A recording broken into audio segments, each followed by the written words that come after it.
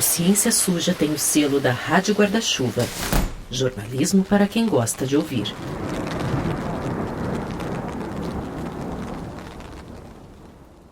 Porque é isso, né? Falta mesmo representatividade, né, professora? No Brasil, muito, né? Especialmente nessa área, né? Cara, eu sou a primeira nesse lugar, sabe? E isso não é privilégio. Isso é até vergonhoso para as universidades, sabe? Tu ainda tem uma única indígena no processo geneticista, cara. A Putira Sacoena é possivelmente uma das únicas indígenas geneticistas do Brasil. Sou indígena, sou do povo Baré, sou do território Médio Rio Negro, no estado do Amazonas. E sou biomédica de formação, né? A Putira trabalha no Laboratório de Bioantropologia da Universidade Federal do Pará. Bioantropologia é uma área complexa, bem técnica, mas que ela pode agregar elementos da genética em ciências humanas, como a antropologia, para ajudar a compor a história de diferentes povos e também para entender como questões genéticas influenciam na saúde dessas populações. Mas eu não queria deixar de perguntar diretamente de por que você resolveu trabalhar, estudar, entrar nessa questão da genética de populações, da genética forense, né? O que foi sua motivação para começar a estudar esse tipo de coisa e trabalhar com isso? Nós, né, povos indígenas, eu falo muito a partir do meu lugar, nós fomos criados, né, com a pesquisa dentro dos nossos territórios, né? Sempre uma pessoa, né, na época era caderno, né, um caderninho, uma caneta na mão, escrevendo, né, e anotando tudo, né? Quando era pequena, a Putira ia tomar banho no Rio Negro. E várias vezes ela via pesquisadoras. Aliás, em geral eram mulheres, quase nunca eram homens. E essas mulheres estavam anotando umas coisas lá longe, no alto de umas pedras. E eu sempre tinha curiosidade de o que ela escreveu naquele caderno, né? E isso me incentivava também, né? Essa curiosidade fez a Putira ser a primeira indígena mulher no território dela a ser microscopista, que em resumo é um trabalho técnico de usar microscópios e outros equipamentos para ampliar a visão de várias coisas. Depois ela virou técnica de laboratório e foi avançando na carreira. Essas conquistas vieram sempre acompanhadas do desejo de entender o que aquelas pesquisadoras escreviam sobre a comunidade dela, até porque esse conhecimento anotado não voltava para lá. E aí a gente percebe, assim, eu tomei um susto, na verdade, de quando eu chego na universidade, tanta coisa escrita sobre nós, né? E aí eu fico me questionando até hoje, assim, eu não vou mentir para vocês, eu fico me questionando como a gente nunca viu isso, né? Será que esse livro chegou no nosso território, né? Essa visão meio extrativista, entre aspas, na ciência, de observar e pegar o conhecimento sem se comprometer com qualquer devolutiva ou retribuição, incomoda a Putira. E, na verdade, incomoda boa parte dos indígenas, né? E eu não tô falando que todo cientista é assim, tá? As coisas melhoraram em alguns aspectos, mas, sei lá, é como se o conhecimento científico não fosse para eles. Eu lembro que quando eu falei para minha mãe que eu vinha para genética, a minha mãe falou assim: mas teu professor não é aquele que roubava sangue, né?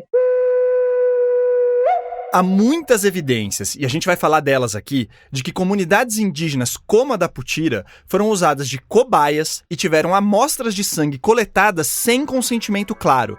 Teve empresa que até vendeu células indígenas para laboratórios. Isso foi feito por pesquisadores de cara lavada, que frequentavam instituições de respeito, eles não eram os lunáticos. Esses pesquisadores publicaram artigos a partir dessas coletas, às vezes com conclusões bem racistas. O que torna tudo isso mais complexo é que parte do conhecimento científico produzido a partir dessas amostras é relevante até hoje. E isso não aconteceu só com os indígenas. Nesse episódio, você também vai ouvir o caso das células HeLa, que salvaram incontáveis vidas e ajudaram a desenvolver vacinas, mas que foram retiradas ilegalmente de uma mulher negra na década de 50, enquanto ela se tratava de um câncer. Sua família só descobriu isso décadas depois e o neto dela falou com a gente. O nome dela é Henrietta Lex. Eu tive que reumanizar a minha avó, de ser uma célula para ser uma esposa e uma mãe. Essa falta de ética com pessoas que não são brancas ou que vivem longe do dito primeiro mundo é uma das faces do colonialismo e do racismo na ciência. Esse é um problema que segue vivo na comunidade científica. Tecnologias racistas, roubo de artefatos arqueológicos, apagamento de descobertas, falta de diversidade na academia, tudo está ligado aos mesmos problemas. Mas como a gente lida com isso? A ciência deve continuar como ela tá? Ela já tá progredindo legal? Ou ela vai ter que mudar e mudar mais rapidamente? Ou seria a ciência uma ferramenta de dominação que precisaria ser implodida? E como a gente faz os conhecimentos tradicionais conversarem com a ciência? Aliás, o que é ciência? Pela primeira vez, o Ciência Suja terá uma temporada temática, com 5 episódios, para falar dessas questões tão importantes e do colonialismo e do racismo na ciência. Eu sou o Theo Ruprecht. Eu sou a Carolina Marcelino e essa é a 4ª temporada do Ciência Suja, o podcast que mostra que em crimes contra a ciência, as vítimas somos todos nós.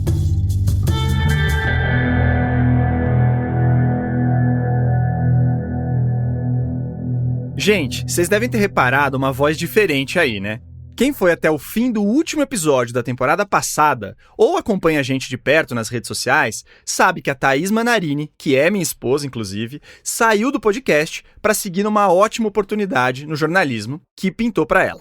Então, no lugar da Thaís, a gente trouxe uma outra jornalista de primeira linha. Com vocês, a Carolina Marcelino, a Carol. Oi, gente! A Carol já vai se apresentar aqui, mas eu antecipo que ela tem, acima de tudo, a incrível capacidade de ser bem-humorada de manhã. Eu entro bocejando nas reuniões, nas entrevistas antes das 10 e ela já tá a 1000 por hora. Diz aí, Carol. A parte da manhã é comigo mesmo. Acordo animada, falando alto e já entro nas reuniões matinais espalhando meu bom humor, que às vezes não é tão bem recebido por algumas pessoas da equipe. Né, Theo? Brincadeiras à parte, deixa eu me apresentar aqui. Eu sou a Carolina Marcelino, sou uma mulher preta, jornalista há 16 anos e passei por algumas redações, como Estadão, Rádio CBN, SBT, CNN, Globo e há 3 anos sou jornalista especializada de saúde, ciência e bem-estar. E eu entrei agora para completar o time do Ciência Suja. Boa, Carol. E além dela, a gente trouxe outro reforço para essa temporada. Porque a verdade é que esse tema de colonialismo e racismo na ciência é muito complexo. E mesmo as definições que cercam o debate, tipo o que é decolonizar a ciência, estão longe de serem consensuais. Então a gente sentiu que precisava de um especialista, um consultor mesmo, para ajudar a gente a navegar nesses mares. E aí a gente chegou no Luiz Augusto Campos. Eu sou Luiz Augusto Campos, eu sou professor de Sociologia e Ciência Política aqui na Universidade do Estado do Rio de Janeiro. Trabalhei quase a minha carreira toda, desde o mestrado, com temas relacionados a desigualdades raciais. Tá aí o professor Luiz na nossa primeira sessão de consultoria para essa temporada. O Pedro Belo, o Pedrão, produtor aqui do Ciência Suja, né, gente? E a gente conheceu ele, o Luiz, no ano passado, quando a gente foi para um encontro de projetos que são apoiados pelo Instituto Serrapilheira. Aliás, para quem não conhece, o Serrapilheira fomenta a ciência e a divulgação científica no Brasil. Obrigado por seguirem apoiando Ciência Suja nessa temporada, gente. Mas enfim, o Luiz também é editor de uma revista científica e estuda a desigualdade dentro da ciência. No próximo episódio, a gente vai até trazer dados de uma pesquisa que ele está tocando sobre a presença de pessoas negras na academia. Então, assim, ele era o cara para estar com a gente nesse desafio. E nessa primeira conversa, a gente conversou muito com ele justamente sobre o que é ciência e o que é colonialismo na ciência. Então, a ciência não é sinônimo de verdade. E, na minha opinião, o maior exemplo histórico disso são as teorias raciais via ciência, né? O racismo científico, que foi produzido historicamente por cientistas, inclusive com bastante renome. Mas calma, não desistam da ciência. Isso quer dizer que a ciência falha? Também não. Então, na verdade, o que eu tento abordar nos textos primeiro, a ciência é um aparato social, né? É um tipo de instituição. De acordo com essa linha, o que essa instituição produz é uma espécie de ceticismo organizado. O termo, aliás, é de um sociólogo norte-americano chamado Robert Merton. Ou seja, a ciência meio que fomenta a dúvida, mas de acordo com determinados pilares para gerar conhecimento e, às vezes, consensos. De novo, tem muita complexidade aqui, mas para simplificar bem, um desses pilares é a demonstrabilidade. Então, uma teoria científica teria que ser demonstrável, você teria que trazer evidências palpáveis do que você está defendendo. O que não dá para demonstrar estaria fora da ciência, segundo essa visão. E tudo bem estar fora da ciência, desde que você não use o selinho de comprovado ou avaliado pelo método científico. Um outro pilar é a tal revisão por pares, Ou seja, na instituição ciência, outros pesquisadores avaliam sua teoria e a demonstração da sua teoria para ver se elas fazem sentido. E isso acontece de muitos jeitos. Tem a revisão por pares em artigos que vão ser publicados em revistas científicas, tem banca de mestrado e doutorado, tem sistema de auditoria de tecnologia, tem diploma e certificação de diploma, tem muita coisa. E a gente tá falando isso logo de cara porque é isso que a gente tá entendendo como ciência aqui, tá? Existem outras possíveis definições do que é a ciência e, na verdade, as definições são todas mais complexas. Mas isso a gente vai conversar com mais detalhes no último episódio da temporada. Por agora, o importante é saber que, pra gente do podcast, a ciência não é sinônimo de conhecimento, embora ela produza uma forma de conhecimento. E ciência também não é, em si, melhor ou pior que qualquer outro conhecimento ou outra forma de produzir conhecimento, embora ela possa ser melhor ou pior, dependendo do que você está querendo. Ficando em exemplos simples, a ciência tende a ser muito boa para desenvolver tecnologia e para fazer estimativas e predições, como as questões climáticas. Já para pensar no sentido da vida, ela pode ficar devendo. Fora que existem conhecimentos não demonstráveis e que nem por isso estariam errados, entre aspas. Eu vou reforçar de novo. A gente sabe que esses conceitos estão em debate e a gente vai entrar mais nisso nos próximos episódios, mas fica esse aviso de antemão para vocês entenderem as premissas do que a gente está falando. Adendo feito, o lance é que a ciência pode ser um instrumento muito positivo para a humanidade e não faltam exemplos disso. Você que está ouvindo a gente e viveu a pandemia sabe bem, né? Mas essa visão da ciência como não só um método, mas uma construção social, ajuda a entender que ela está suscetível aos ares do tempo e aos preconceitos que circulam entre nós. Há formas de minimizar isso e de reduzir o risco de erro, mas que ela está suscetível, ela está. A falta de diversidade na ciência produz esse efeito de convergência de falsos consensos ou de consensos problemáticos. Parece complicado, mas não é tanto assim. Em resumo, se só tem gente parecida na ciência, vinda do mesmo lugar e com as mesmas bases culturais, a tendência é que elas cheguem às mesmas conclusões e endossem certas teorias, mesmo se a evidência não for lá essas coisas. Se a gente voltar, por exemplo, para a dimensão do racismo, por que a ciência efetivamente, em determinado momento, legitimou teorias racistas? Foi um problema do método científico? Numa medida sim, porque o método científico falhou, né, e etc. Mas não só pelo método científico que a gente entende isso, ou seja, tem um efeito composição. Esse efeito composição era uma ciência praticada basicamente por pessoas que, de modo geral, se beneficiavam dessas teorias racistas. Se a gente pegar o século XIX, mesmo comecinho do XX, é difícil você achar um cientista que não acreditasse em alguma teoria racista, segundo Luiz.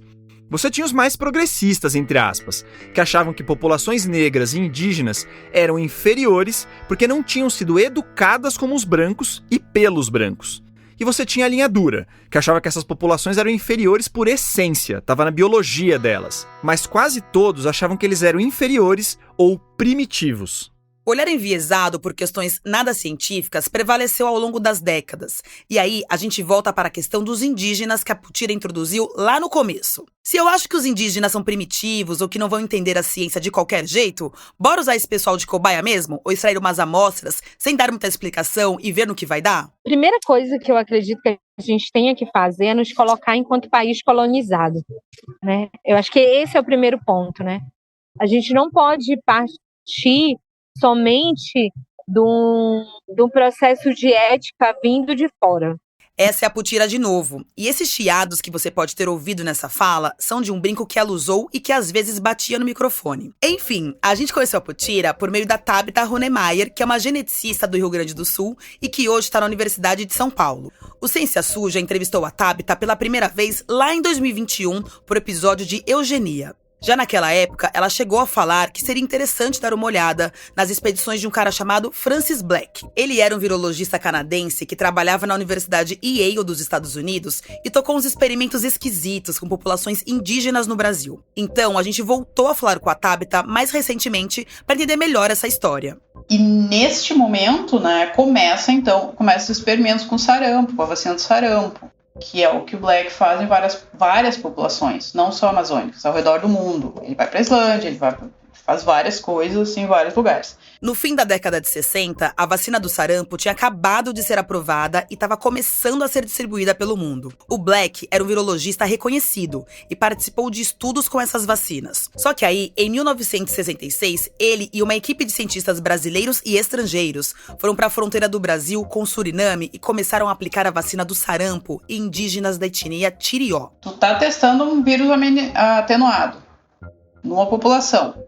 E ao contrário das outras populações que tu testou, nessa tu não sabe se ela vai conseguir reagir. Porque esses indivíduos nunca foram expostos a nada nem parecido. Então, o risco que tu assume quando tu faz uma coisa dessas é essas pessoas podem todas morrer.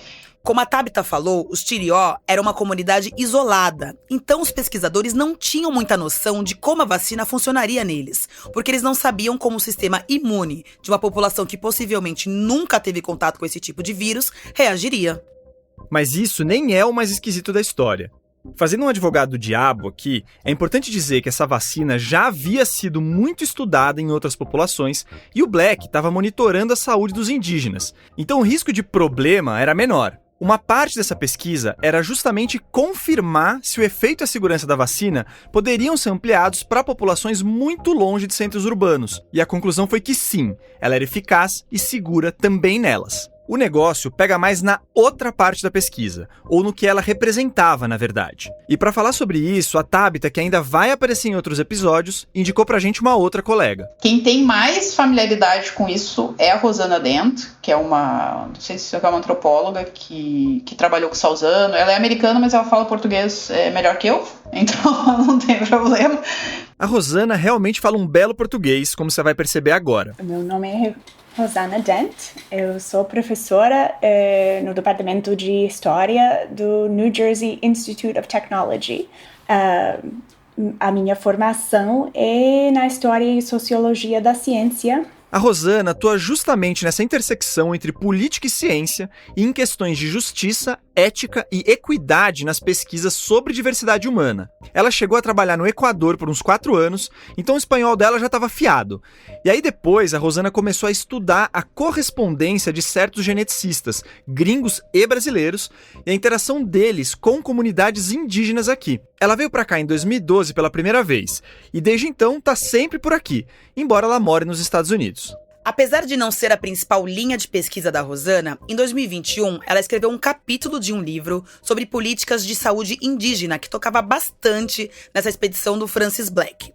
O artigo foi feito junto com o antropólogo Ricardo Ventura Santos e o interessante é que eles mostram como, na verdade, essa coisa de confirmar a segurança da vacina era um detalhezinho da expedição, se tanto. O que o Black queria avaliar ali eram diferenças biológicas entre as pessoas do mundo dele e as de comunidades mais isoladas. Ele aplicou a vacina do sarampo naqueles indígenas e mediu temperatura, pressão e tudo o que dava para ver se o sistema imunológico daquele pessoal era naturalmente pior do que o de outras populações. E também para tentar entender a história da humanidade e da chegada dos primeiros americanos a partir dessas análises. Essa coisa de estudar a história a partir da inoculação de um vírus atenuado de vacina é meio complicada. Mas resumindo bem, a teoria do Black era que possíveis diferenças na resposta imunológica poderiam ajudar a determinar se essa comunidade descende de outra com uma reação parecida ou não. Na época dos anos 50, 60, teve um interesse crescendo na biologia humana que colocava os povos indígenas como um recurso para os científicos entenderem a história do ser humano e o futuro, né? O primeiro problema é que não se sabe se os indígenas da etnia Tirió e outros depois deles foram informados sobre isso e possivelmente não foram. O cara tá aplicando vacina em mim pra me proteger ou pra conhecer uma história que sei lá se eu, um Tirió que tô aqui no meu canto, me interesso. A gente vai falar mais disso com base em outro caso, mas acho que tá claro que uma pessoa deveria saber exatamente de qual tipo de pesquisa ela tá participando, né? A segunda questão é que como os indígenas eram encarados como portais para o passado, eles também eram vistos como primitivos, como pessoas que nunca conseguiriam sobreviver em uma sociedade moderna. E isso ao mesmo tempo em que eram alvo de um grande interesse científico. Aí já viu, né? Se a curiosidade para fazer experimentos é grande e se você considera que aquela comunidade é de alguma forma inferior ou que não vai conseguir entender direito o que está rolando,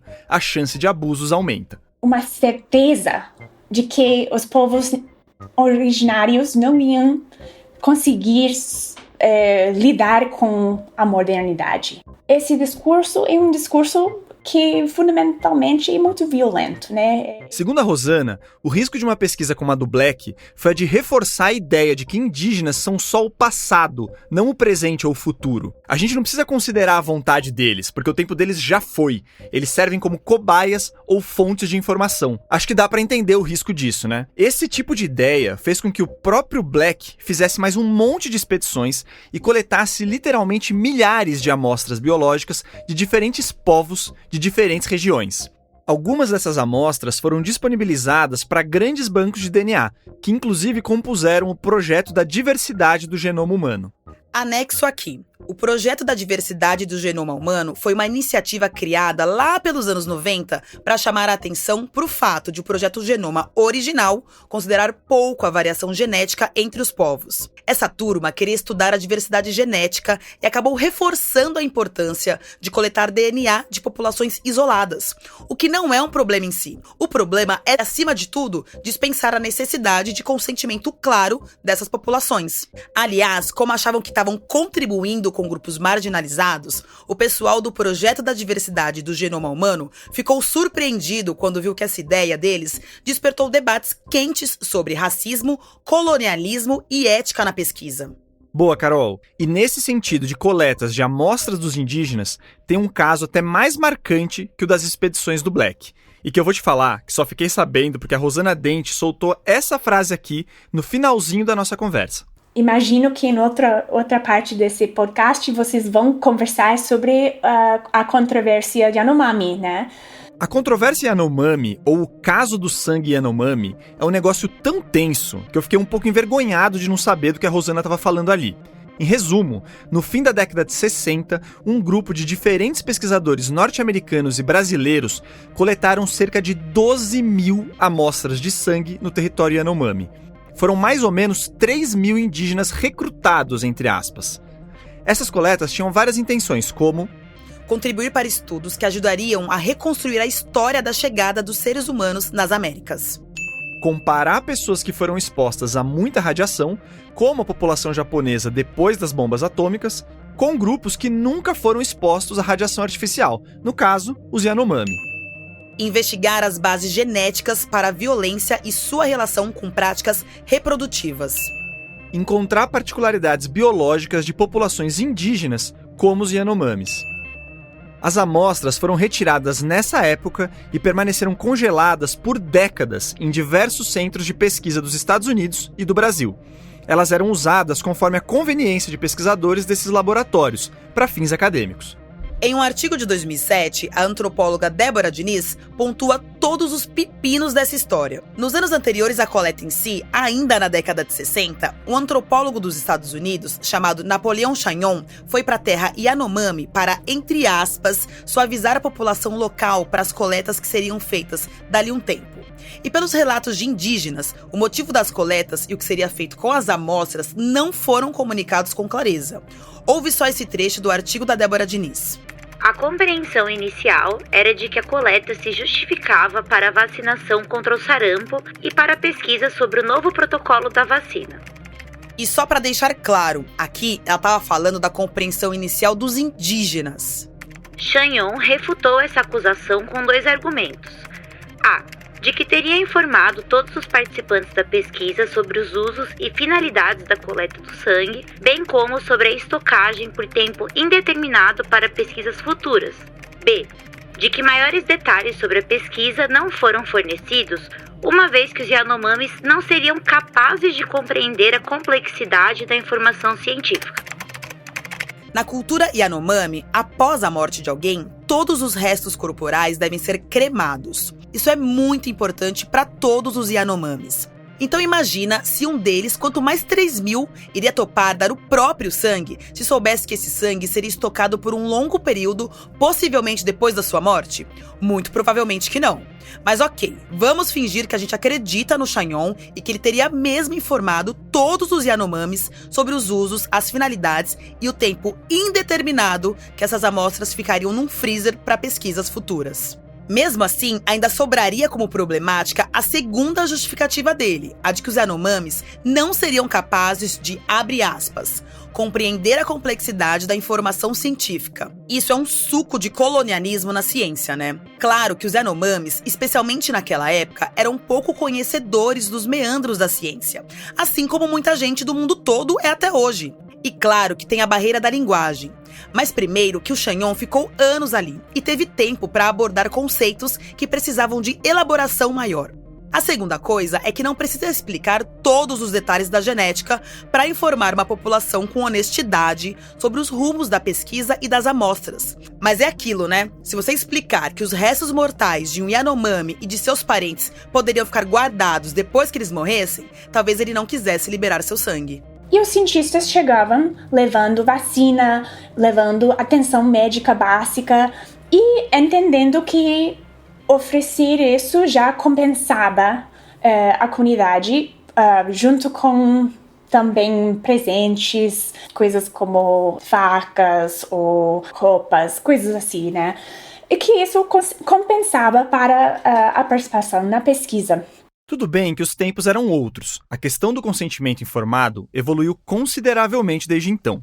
Mas o ponto é que as vontades de uma população foram simplesmente desconsideradas. E piora. Lembra que um dos motivos para a coleta das amostras era investigar as bases genéticas para a violência e sua relação com as práticas reprodutivas?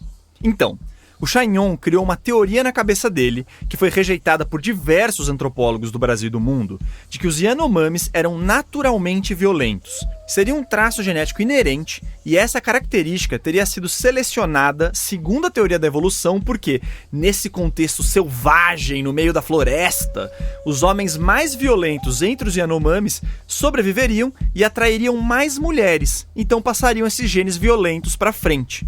No livro Trevas no Eldorado, de 2001, o jornalista investigativo Patrick Tierney acusou Chagnon de instigar a violência entre os Yanomamis para filmá-los em combate. Ele também teria deturpado práticas dessa comunidade, o que é corroborado em um documentário de 2004 chamado NAPEP, que é como os Yanomamis se referem aos brancos. Em 88, Chagnon escreveu um polêmico artigo na revista científica Science, que foi usado como fonte por diversos jornais e publicações da época. Nessa parte do documentário, você vê o título do tal artigo na Science. Abre aspas. Histórias de vida, vingança de sangue e guerra em uma população tribal. Depois, uma matéria de jornal com o título Competição sexual e violência. E no subtítulo Pesquisador avança em nova teoria para homicídios em tribo da Amazônia. Só que o documentário explica que, na verdade, práticas tidas como violentas, como os combates em que os Yanomamis dão tapas nos peitos dos outros, foram justamente estratégias criadas ao longo da história para que os membros dessa grande comunidade aliviassem a tensão entre subgrupos e evitassem mortes ou até guerras. O problema é que o Chagnon era um cara respeitado, ao ponto de ter sido eleito para a Academia Americana de Ciência, o que até fez com que alguns outros membros da entidade abandonassem o cargo. Além disso, segundo aquele artigo da Débora Diniz, ele teria recebido mais de $1 milhão em direitos autorais de seus livros e filmes. O livro The First People vendeu cerca de 20 mil exemplares. Nos Estados Unidos, a obra se tornou bibliografia básica dos cursos de antropologia. Por causa desse renome todo, as teorias do Chagnon se espalharam e marcaram uma população indígena inteira. Foi só depois da publicação daquele livro de 2001, que denunciava as infrações éticas envolvendo o sangue Yanomami, aquele livro que chamava Trevas no Eldorado, que os indígenas ficaram sabendo que as amostras de seus parentes estavam estocadas em universidades e laboratórios dos Estados Unidos. Lembrando que essas amostras foram coletadas no final da década de 60, então se passaram uns 30 anos aí. Esse fato revoltou os Yanomamis, que pediram a devolução do material para poderem queimá-lo segundo a tradição deles. Aí em 2015, quase 50 anos depois da extração do sangue, o Ministério Público Federal conseguiu ajudar os Yanomamis a recuperar parte considerável das amostras. A dúvida que fica é: quantas outras comunidades foram submetidas a extrações e a experimentos sem terem plena consciência disso? Hoje em dia, órgãos como a Comissão Nacional de Ética em Pesquisas, a CONEP, e os CEPs, os Comitês de Ética em Pesquisa, estão mais de olho. Eles exigem que os pesquisadores apresentem um protocolo de pesquisa com direito a formulários de consentimento que deveriam ser apresentados aos indígenas. Mas no passado, a coisa era muito solta. Como a Putira Sacoena, a geneticista indígena lá do começo do episódio falou, a mãe dela e outros integrantes do povo Baré também afirmavam que professores, entre aspas, roubaram o sangue deles. Rastrear onde essas possíveis amostras estão e verificar se elas foram obtidas através de um processo minimamente ético é muito complicado. Mas o ponto é que a controvérsia Yanomami e as expedições do Black não foram casos únicos. E olha, pra falar a verdade, a Putira não tá satisfeita nem com o modelo atual de liberação para pesquisas com as comunidades indígenas. Aí eu falo muito enquanto uma indígena pesquisadora nesse lugar, para mim o CEP e o CONEP nunca é suficiente. Por quê? Não existe um acompanhamento nesse processo todo. Você coloca na plataforma Brasil, tu coloca o relatório parcial e final se tu quiser. Então, para que existe o CONEP para povos indígenas desse formato? O que a Putira está dizendo é que não há um monitoramento ativo, ou pelo menos uma fiscalização mais intensa do que está sendo feito dentro do território indígena com relação às pesquisas. Uma coisa é ter o protocolo, a outra é fazer algo com esse protocolo. E além disso, os povos que moram ali não seriam consultados direito. E aí eu fico pensando, como é que essas pessoas avaliam? Será que essas pessoas conhecem o nosso território? Será que as nossas lideranças sabem que vai essa pesquisa? Qual é a relevância dessa pesquisa para o nosso território? Por quê? Porque quando elas chegam, a maioria das vezes no nosso território, a gente não aprovou nada. A parte complicada dessa história é que pesquisar o material genético, a cultura e outras coisas dessas e de outras populações, com tudo sendo bem explicadinho, pode trazer muitos benefícios realmente, para todo mundo. Mas o preço por isso não pode ser ignorar as vontades de quem cedeu o material para a formação desse conhecimento ou fomentar uma desconfiança na ciência e nos cientistas, com todos os efeitos que isso pode trazer. Ou ainda excluir essas pessoas da construção social da ciência. Na volta do intervalo, a gente conta como essas questões não se limitam aos povos indígenas.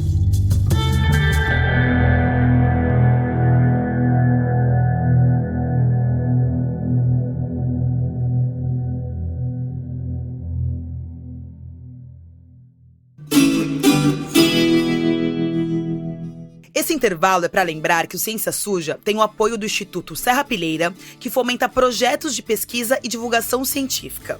Entra lá no site deles para conhecer o pessoal que recebe esses incentivos. O endereço é www.serrapilheira.org. A gente tem também um programa de financiamento coletivo que é super importante para a continuidade do nosso projeto, onde você faz a diferença. São diferentes planos com diferentes benefícios a partir de R$10 mensais. Para saber mais, acesse o nosso site, o cienciasuja.com.br e clique na aba Apoie o Podcast. Ou você pode ir direto no nosso perfil na Orelo. O endereço é orelo.cc/cienciasuja. A gente aproveita para agradecer especialmente aos apoiadores do plano Paladinos da Ciência, como a Bruna Rocha Silveira, o Deolindo Crivellaro, a Patrícia Maria, o Marcelo Napolitano e a Paula Grassi. Obrigado demais, vocês fazem a diferença aqui pra gente, viu? O Ciência Suja também faz parte da Rádio Guarda-Chuva, uma confraria de podcasts jornalísticos com muita gente boa fazendo trabalhos incríveis. A nossa dica de hoje é a Rádio Escafandro, do colega Tomás Chiaverini.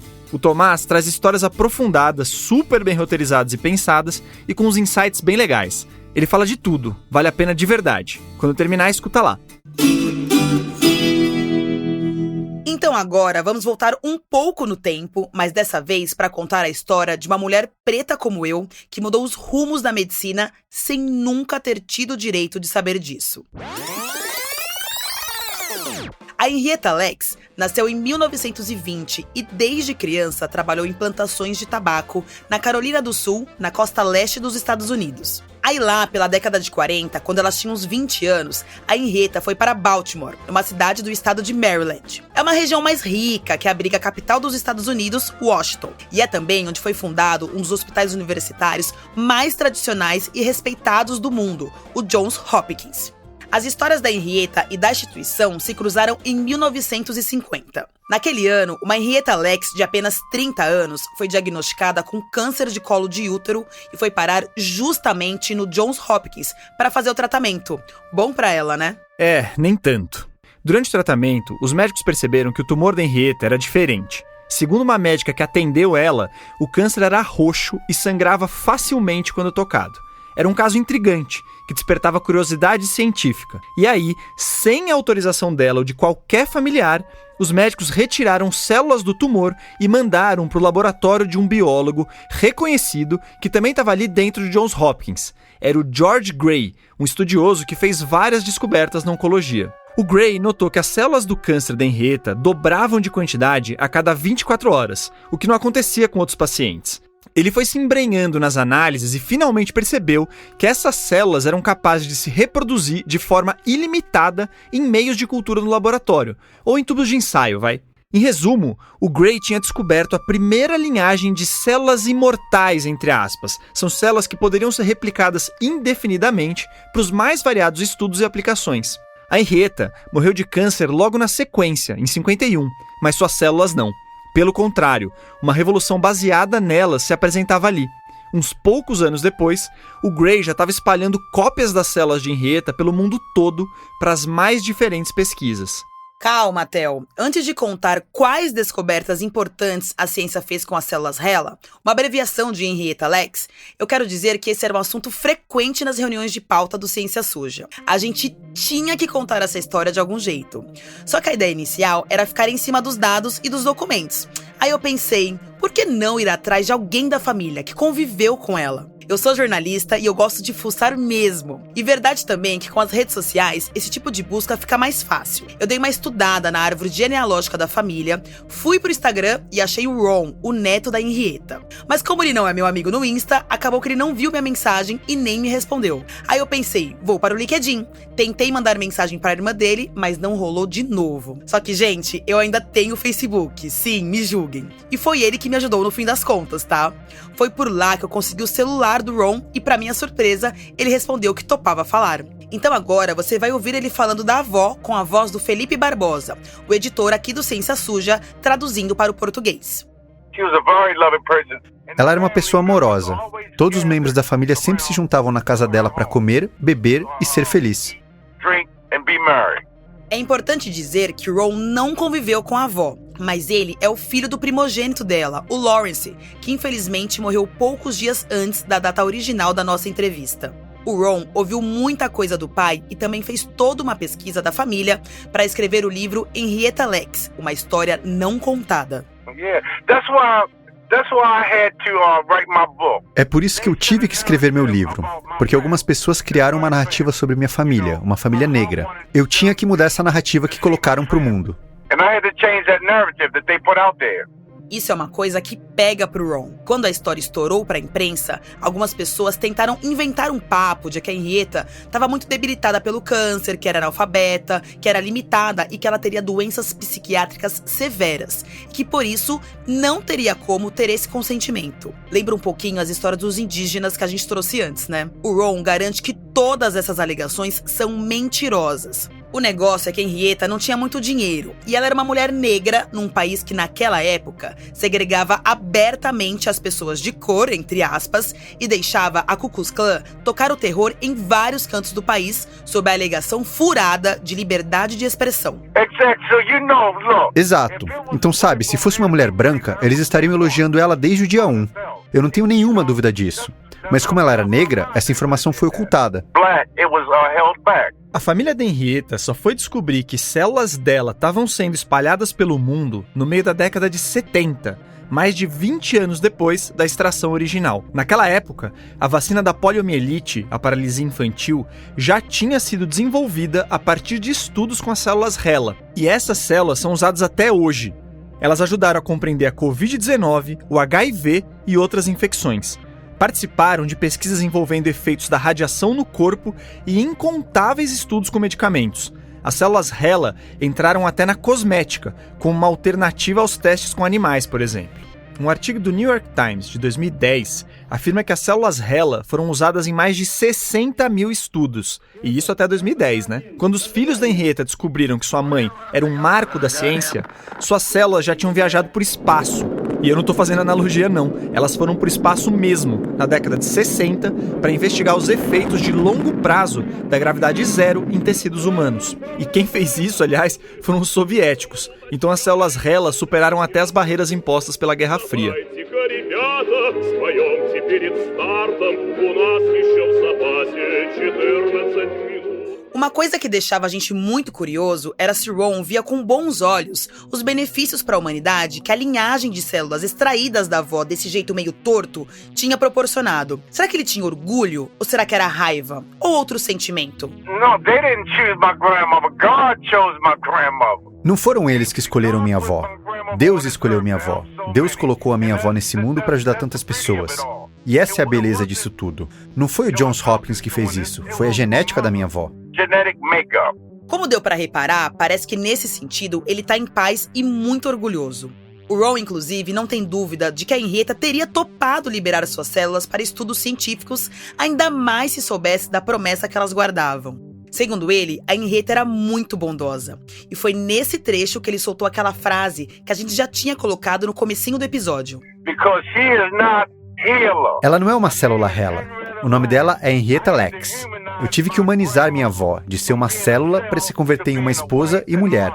Ela era alguém que nós amamos, não apenas uma célula. We love, not just a cell. A família Lacks entrou na justiça contra diferentes empresas e instituições pelo uso sem autorização das células Hela. Os casos estão correndo, mas ao menos um acordo foi fechado com a farmacêutica Thermo Fisher. Os detalhes dele são confidenciais. A gente mandou uma mensagem para o Hospital Johns Hopkins pedindo para eles darem o lado deles dessa história.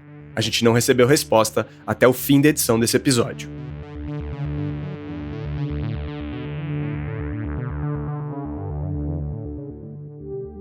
A gente aproveitou a deixa dessa história toda para pedir para o Luiz Augusto Campos, o nosso consultor, um áudiozinho de WhatsApp sobre como a instituição ciência lida com esses casos em que conhecimentos valiosos são produzidos a partir de práticas muito questionáveis.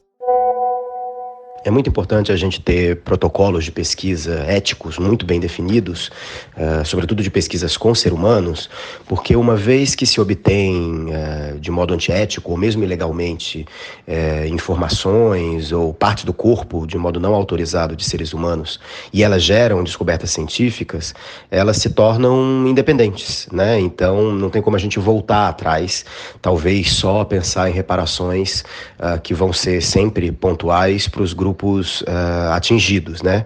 Então é melhor, nesse caso, prevenir, já que remediar sempre vai ser insuficiente.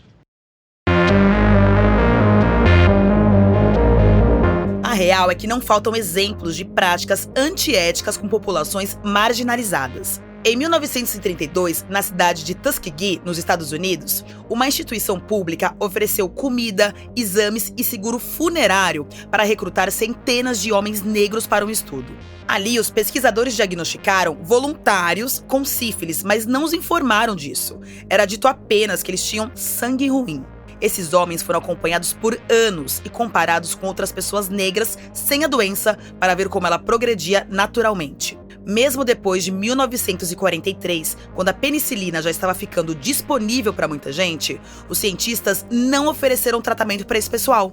O estudo só parou em 1972, depois de uma denúncia à imprensa. Mais de 100 participantes morreram, 40 esposas foram infectadas e 19 casos de sífilis congênita em filhos dessas pessoas foram registrados. No século XIX, o médico James Marion Sims testou protótipos de equipamentos de ginecologia usados até hoje, como espéculo, em mulheres negras escravizadas. Ele também desenvolveu uma cirurgia a partir de operações feitas sem anestesia nessas mesmas mulheres. Uma delas passou por 30 intervenções. O James Marion Sims é considerado o pai da ginecologia moderna. Em Porto Rico, mulheres pobres e vulneráveis foram usadas de cobaia na década de 1950 para o desenvolvimento das pílulas anticoncepcionais. Pílulas com doses extremamente altas foram aplicadas. Além disso, doentes mentais haviam recebido esses medicamentos para ver se eles interrompiam a ovulação. Em 2022, um relatório da própria Universidade Harvard, nos Estados Unidos, mostrou que a instituição ainda abrigava milhares de restos mortais de indígenas e 19 de negros provavelmente escravizados. Parte desse material teria sido usado para pesquisas no passado e o relatório pedia para a universidade acelerar a devolução aos familiares. E voltando aos indígenas no Brasil, em 1996, os pesquisadores Carlos Coimbra Jr. e Ricardo Ventura Santos escreveram um artigo denunciando a empresa Corial Cell Repositories por vender para outros laboratórios umas culturas de células que foram extraídas das comunidades Caritiana e Suruí de Rondônia. Os indígenas não sabiam disso, e os costumes desses povos também vão contra a preservação de amostras de pessoas que podem ter morrido. Enfim, quando tem tantos exemplos assim, e esses são só uns poucos exemplos, dá pra pensar que a gente não tá falando de anomalias, de fraudes isoladas num céu de brigadeiro. Essa recorrência diz algo pra gente. Tem gente com interesses escusos e várias coisas desse tipo, mas isso não é a única coisa responsável, nem a maldade de algum cientista isolado e etc. Você tem muitos efeitos de composição nesse sentido. O que o Luiz Augusto Campos estava dizendo aí em mais um momento da nossa primeira consultoria é que casos como esse são sinais dos seus respectivos tempos. Se num dado momento muitos cientistas pensavam que o homem europeu branco era superior, então toda pesquisa tenderia a ter esse viés ou a sequer considerar problemas éticos do tipo. Qualquer dado gerado, qualquer teoria pensada, qualquer desenho de pesquisa passou por esse filtro. Isso não inviabiliza a ciência daqueles tempos, nem as contribuições que ela promoveu apesar desses problemas. Aliás, muitas vezes é a própria ciência que escancara o racismo e o colonialismo ao trazer evidências concretas de que essas ideias não fazem o menor sentido. O projeto Genoma, por exemplo, mostrou que o DNA dos mais diferentes seres humanos é essencialmente muito, muito parecido. Só que entender esse efeito de composição que o Luiz Augusto falou, essa tendência de seguir um status quo que em geral beneficia quem detém mais poder, mostra a importância de a gente acelerar medidas que promovem igualdade social, dentro e fora da academia. Novos olhares e novas provocações são muito bem-vindos. Um dos reflexos desse olhar historicamente enviesado pode ser visto hoje no cuidado com a saúde da população negra. Aqui, o Luiz Augusto Campos estava comentando na nossa segunda reunião de consultoria. Agora, o que esses estudos tentam fazer é utilizar modelos estatísticos para mostrar que, mesmo quando negros estão em condições similares a brancos, ainda assim você tem um componente discriminatório do tratamento de saúde. O Luiz mencionou um livro chamado The Nature of Race, ou A Natureza da Raça, da socióloga Anne Morning. É um livro de 2011 que não tem tradução para o português, mas que chegou a ganhar prêmio da Associação Americana de Sociologia. E o que a Anne Morning fez foi entrevistas com cientistas sobre questão racial. Mas ela não chegava perguntando, você é racista? Negros são inferiores a brancos? O que a Anne fazia era bater um papo com os cientistas. E aí ela reparava que as ideias racistas estavam meio maquiadas, quase com um tom positivo, por assim dizer. Os negros são muito mais vocacionados ao esporte, por exemplo. Eles têm uma tendência a ter músculos mais fortes. E essa vantagem atribuída aos negros se traduz em desvantagem no sistema de saúde. Porque se é mais forte, precisa de menos anestesia. Se é mais forte, precisa de menos remédio e tal. Para quem tá achando que isso é uma viagem, o dossiê Mulheres Negras e Justiça Reprodutiva, publicado em 2021 pela ONG Crioula, indica que 37,3% das mulheres brancas recebem medicamento para alívio da dor no parto, contra 27% das mulheres negras. Já uma análise de 2012 do levantamento Nascer no Brasil, que reuniu quase 24 mil mulheres, mostrou que mulheres negras têm uma chance 50% menor de receber anestesia mesmo após uma episiotomia. A epísio ou pique é um corte profundo no períneo que gera muita dor, e ele serviria para facilitar a saída do bebê, só que não tem nenhuma evidência científica de benefício. A gente falou disso no nosso episódio A República das Cesáreas, que fechou a segunda temporada.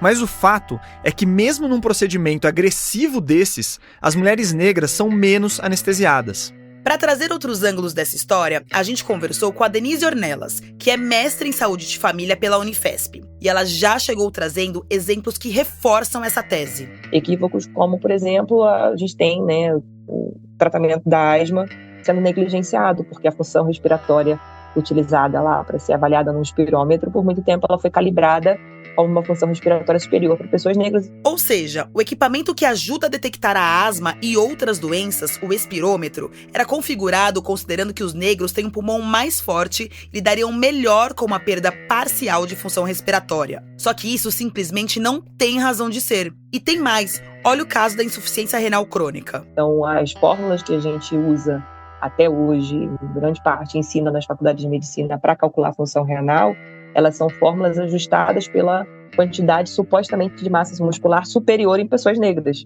Sendo que a gente sabe que o grupo de pessoas negras é diverso. Isso significa que algumas pessoas negras que não são musculosas talvez tenham acesso a tratamentos para insuficiência dos rins só quando o quadro estiver mais avançado, ou pelo menos mais avançado em comparação com um branco com a mesma quantidade de músculos. Mas a Denise também trouxe um outro ângulo dessa discussão. Tem certas doenças que são mais comuns na população negra, como a anemia falciforme, que tem uma ligação genética clara. Mas tem também doenças mais prevalentes, como a hipertensão e o diabetes, que talvez até tenham alguma questão genética envolvida, mas que, na verdade, o maior fator seria o ambiente. E que mesmo esses fatores genéticos secundários não seriam os que definem a cor da pele. Porque não é o gene da melanina que faz a minha pele ser mais escura, ou o gene do colágeno que faz eu ter mais colágeno na minha pele quanto mais escuro e pigmentado eu for, ou o gene que faz eu ter, né, as pontes lá de enxofre no meu cabelo, que faz ele ser mais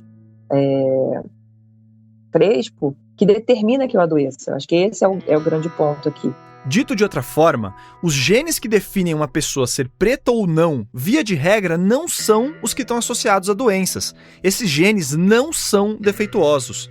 O que gera essa maior frequência de doença, acima de tudo, é uma diferença no atendimento e uma desigualdade social histórica. O racismo ele está presente na nossa sociedade, ele determina não só a forma como a gente é tratado pelos profissionais da saúde, mas também o nosso acesso ao próprio sistema de saúde. Isso demanda que o sistema de saúde valorize cada vez mais iniciativas como a Política Nacional de Saúde Integral da população negra. E segundo a Denise, é importante que as pesquisas considerem os dados de cor e raça, sob a perspectiva dessa desigualdade no cuidado. Não é só uma formalidade ou um gancho para fazer anúncio na imprensa de responsabilidade social. Então vamos voltar para as pesquisas pensando em soluções. Uma das formas de começar a distensionar esse ambiente e trazer mais ética para os estudos com populações vulneráveis é exigir um consentimento claro e, acima de tudo, pensar nas devolutivas. Essa história de chegar na comunidade, fazer o experimento e sumir sem dar satisfação não poderia mais acontecer, segundo a Rosana Dente, aquela antropóloga dos Estados Unidos. De um jeito mais geral, o processo agora tem que ser liderado pelas comunidades descendentes. E se existe um banco de amostras de sangue, são as comunidades que têm que tomar decisões sobre o uso desses materiais.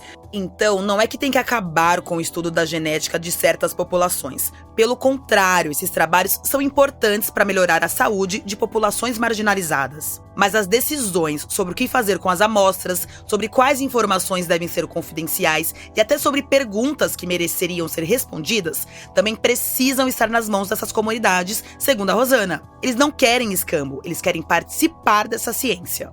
Fora isso, instituições acadêmicas podem se envolver mais em necessidades dos indígenas que elas ajudariam a resolver. Nas comunidades onde eu trabalho, tem uma questão de criar relações e cuidar as relações com os cientistas para ter essas pessoas externas que podem apoiar num momento burocrático, uma necessidade de uma pesquisa para uma demarcação de terra, ou algum outro caso onde eles precisam de alguém que pode navegar os sistemas burocráticos e pode ser visto como um expert. Para essas e outras melhorias virarem realidade, tem um negócio fundamental que precisa acontecer. Tem que ter mais representatividade na ciência e em todas as estruturas que formam essa instituição, como o professor Luiz Augusto Campos insistiu e como a Putira está exemplificando agora. A gente tem que estar no CEP, a gente tem que estar no CONEP e nos CEPs, na verdade. E é um entendimento muito importante que a gente precisa ocupar esse lugar. E a genética é um lugar também para povos indígenas. A genética e muitos outros campos científicos, né, Putira?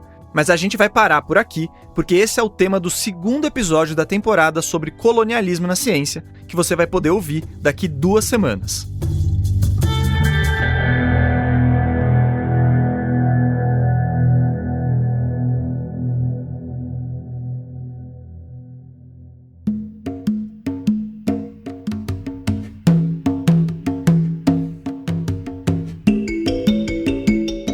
A 4ª temporada do Ciência Suja é apresentada por mim, Carol Marcelino. E por mim, Telro Preste. Para essa temporada toda, nós temos a consultoria do professor Luiz Augusto Campos. Obrigada, professor. Esse episódio foi produzido pela Carol, por mim, pela Chloé Pinheiro e pelo Pedro Belo. O roteiro é meu e do Theo, com pitacos de toda a equipe. A edição de som e os ambientes sonoros e as trilhas originais são do Felipe Barbosa. Nesse episódio, nós usamos trechos de áudios do documentário Na PEP, da Nádia Martim, da comunicação entre o Yuri Gagarin e a torre de controle de lançamento da nave Vostok 1 e da música 14 minutos para o lançamento, em tradução livre do russo, que foi composta por Oskar Feldsman e escrita por Vladimir Voinovich. As vozes complementares são do Felipe Barbosa e da Chloé Pinheiro. As artes de capa e o projeto gráfico do Ciência Suja são obra da Mayla Tanferri e do Guilherme Henrique, que estão com a gente desde o início. Obrigado demais também a vocês, gente. O nosso site foi desenvolvido pelo Estúdio Barbatana. Nele ou no seu tocador favorito e no YouTube, você encontra todos os episódios do Ciência Suja. Siga a gente nas redes sociais. O Ciência Suja tá no Instagram, no Twitter, no Facebook e no TikTok. Reforçando aquele pedido, se você tiver uns trocados sobrando por aí, pense em se tornar um apoiador do Ciência Suja. Nós somos um projeto de jornalismo independente e sua ajuda pode fazer toda a diferença. Para virar um apoiador, acesse o nosso site e clique na aba Apoie o Podcast. A gente se vê daqui a 2 semanas no 2º episódio dessa temporada. Até lá!